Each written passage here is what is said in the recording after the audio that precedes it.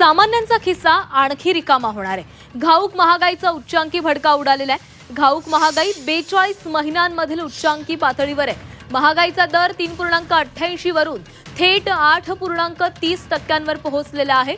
महागाईमध्ये अलीकडील सर्वाधिक वाढ झालेली आहे। आखाती देशातील युद्ध संकट, होर्मुझमधील तणाव आणि कच्च्या तेलाच्या वाढलेल्या किमतीमुळे देशातील महागाईत मोठी वाढ झाली आहे। घाऊक महागाई 42 महिन्यांच्या उच्चांकावर पोहोचलेली आहे। मार्चमध्ये 3.88% इतका असलेला महागाई दर एप्रिलमध्ये थेट 8.30%वर पोहोचलेला आहे। ही घाऊक महागाईतील अलीकडच्या काळातील सर्वाधिक वाढ आहे। यामुळे सामान्यांचा खिसा आणखी रिकामा होणार आहे।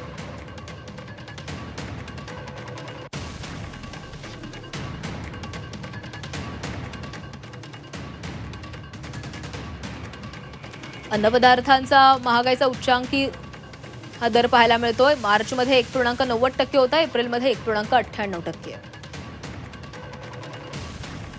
इंधन आणि वीजमध्ये एप्रिल महिन्यामध्ये 10.92% इतकी वाढ झालेली आहे।